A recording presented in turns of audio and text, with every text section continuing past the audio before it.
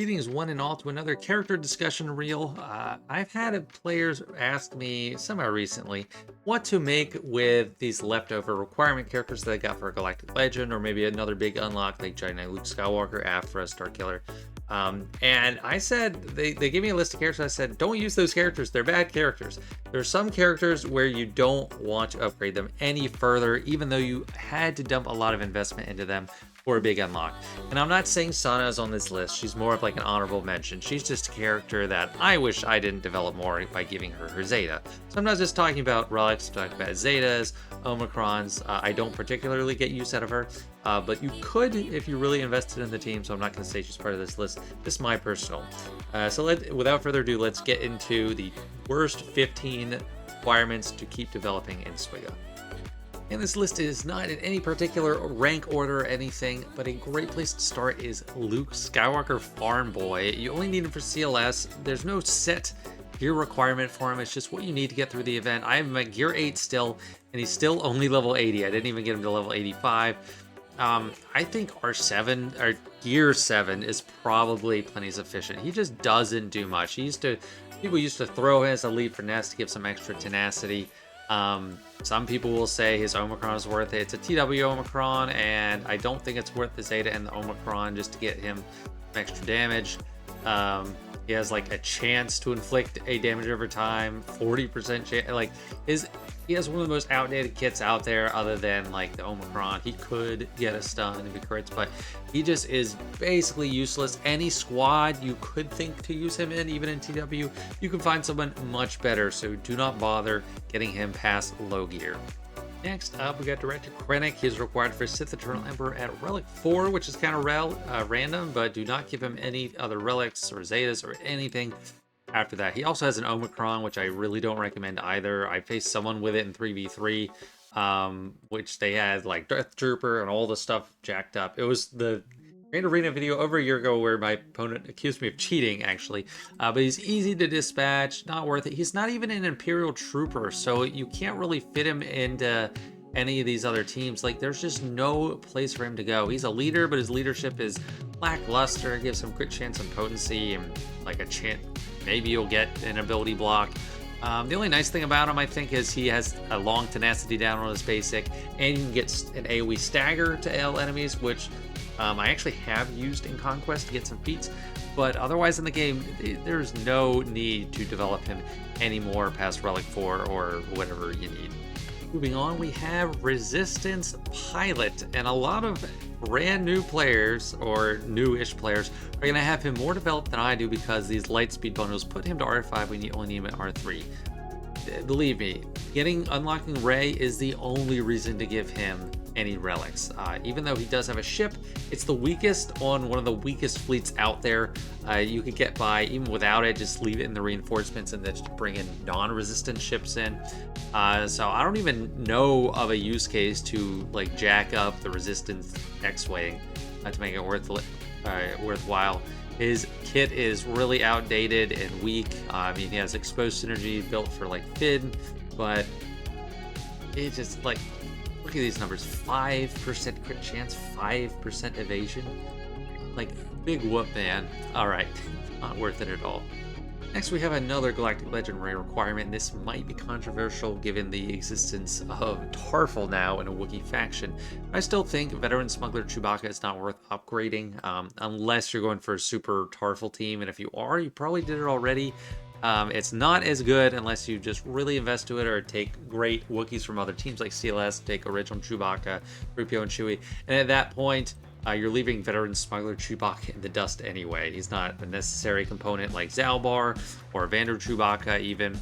I can't say the same about Veteran Smuggler Han. I feel like Veteran Smuggler Han does a lot more damage, has a lot more potential than Veteran Smuggler Chewbacca. The only nice thing is if you have him on a resistance team, he's going to get mad and take 2 turns in a row if the leader dies, but it's a bad thing. So he has a stun and a dispel, but he just, days on the base is kind of nice, but you don't really, there's no compelling reason to take him above R3 or give him Zetas, so don't do it.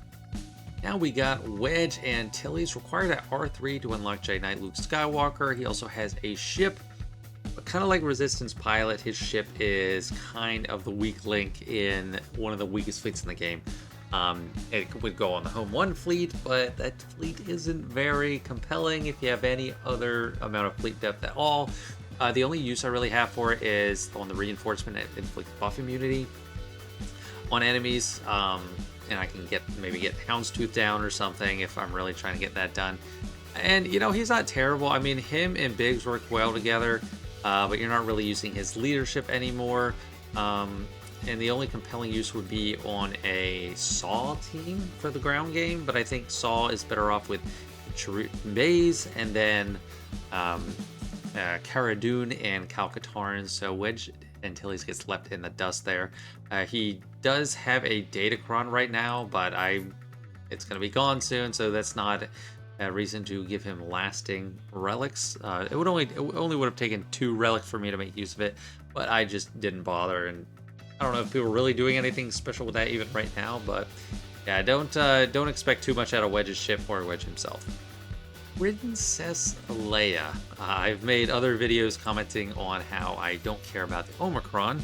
I don't think it helps punch up in any meaningful way where I am, and there are way better uses for a newer player. Think Treya, Savage, Wampa, like tons of stuff before you would even consider doing Leia, and hopefully by that time you have plenty other options that you've built up as well.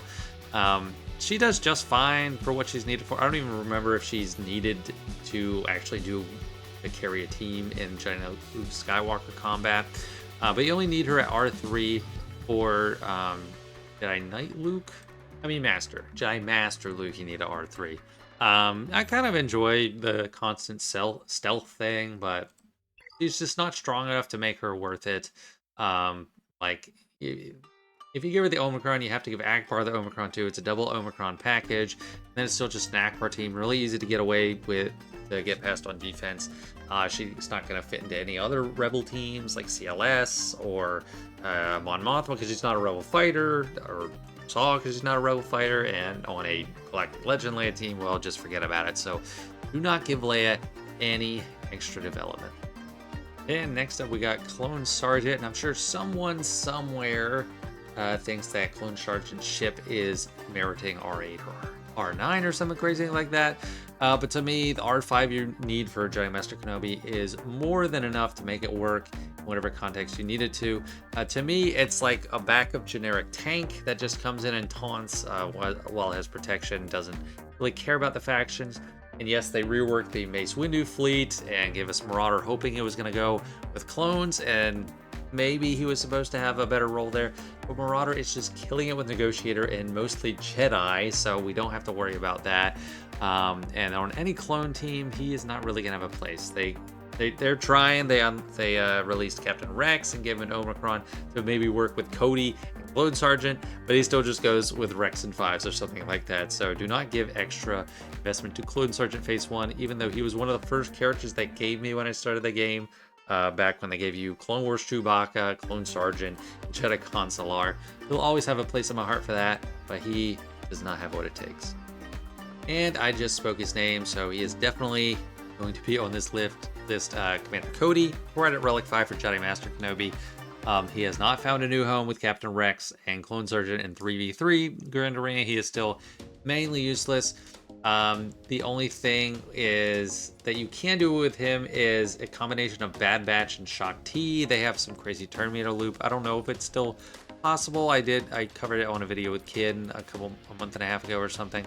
But basically all these assists, you're getting his cooldowns reduced, and then you just kind of get into infinite loop there. They actually can take some down, but you don't need more relics for that, and you definitely don't need a leadership Zeta because he is not the lead on that team. So even though he does have a little bit of use, he deserves no more investment, no more relics, no more ability materials. I mean, I gave Omegas just because I have more Omegas than I know what to do with, but yeah, we'll do it. And now we're about at the midpoint in this list, and we got Mr. Han Solo number 5, or whatever you want to call him, Captain Han Solo. I do not think he is worth giving extra relics to, or even his Zeta. He is required for Jedi Knight Luke Skywalker and Galactic Legend Leia. He's only R3 for Jedi Knight Luke, and until you go for Leia, just leave him there. For Leia, I didn't even give him his Zeta. You could still get through the event without the Zeta. It just gives max health, and mainly he's dying to dots from Darth Vader. Or that's part of it. So it doesn't really make too much of a difference. It's kind of cool with his revives, but they're not that impressive of revives in the age of characters like Jolie and our Trooper Moff Gideon bringing back like the whole team at a time. He fits on Sana team, which was an honorable mention at the beginning of this video. But I never use him. Like, I don't think that team is compelling, and there's so many other more valuable projects to do. And I've even seen people throw him on a Galactic Legend Leia squad because he can revive, but I think it's easy to get around, and I'm happy if I see him on that team. So don't bother developing him at all. And now we got the Pigman Gam Guard. He's required at Relic 3 for Jabba, and even though he got a new tag in the Hut Cartel tag, he does not have any home. I remember last year as the whales and the longtime players were unlocking Jabba, and they were taking him all the way to Relic 8, and I thought it was kind of ridiculous. I was like, I am not doing that. I don't care what the argument is. But we basically never see anyone run him anymore, or I don't. Like, some people still have RA, and they might want to force using it. But there's no need. I mean, he's a tank, but Kersantin does more than enough tanking for the whole team. He's got a Zeta and a Territory Battle Omicron, which if you have Jabba and you have his team, like his normal team, Boosh, Kersantin, Skiff Lando, and then Boba Fett is already at R8. If you have them at the required relics to access a mission, they need zero help. So they do not need an Omicron on Gam Guard. Complete waste of ability mats, waste of relics. For some reason, a lot of people did it. Just has a really outdated basic kit. Damage multipliers are not impressive. He's kind of fat, like got a good protection pool, but there's literally no use case for him. Next up, we got Mr. Jawa, just generic Jawa, not engineer, scavenger, and whatever. Just normal Jawa, and I made a grievous error. I violated this rule of not developing him further. I was just clicking upgrade when I was doing my Java requirements, and I thought it was Relic 4 for some reason, and I already hit the button by the time I realized you only needed him Relic 3. So I already violated that. A lot of people built up Jawas for the crate raid. The crate raid is no more, and they weren't even that good when the crate raid came in. Don't let him be your gateway drug to the Jawa faction. Don't say, oh, I already have one relics, I can get the rest up. Like, I have still left all mine. I gave him some gear because of some galactic challenge, and I literally don't care about sub-gear, 12 gear. It's like water at this point. Or I did for the crate raid, actually, but it was pretty easy. But yeah, don't do it. I mean, I kind of like his stunning droids. It's kind of fun, but there's no use case for him. Don't get Jawas. It's probably the most unnecessary team in the whole game. Even though they have a Datacron right now, just do not fall for it. And the last Jabba requirement we're talking about is Mob Enforcer. They gave her a whole new rework, made it clear that she was a human being.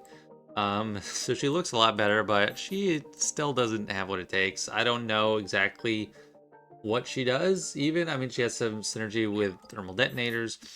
She can detonate them on command, but she's just not worth a slot on that Jabba team. That Jabba team's the only team that's so reliant on thermal detonators that you can make it work.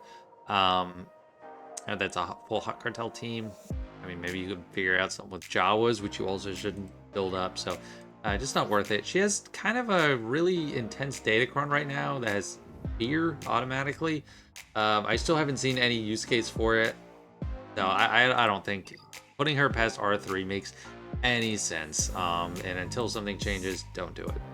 Next, we got a Hero of the Old Republic, Karth Onasi. While he does have a pretty solid utility ship, the Ebon Hawk has a very nice reinforcement with its dispel and its chaff. You don't really need it too decked out. I still have mine at just gear 12, and a lot of players fell into the trap of giving him his Zeta after they unlocked Malik, because they're like, I got this whole team at like gear 12, and that's back before gear 13. And they're like, I want to make use of it. Let's give him the Zeta. So I wish I didn't have his Zeta. He was not good. Crate is gone, so just not very useful.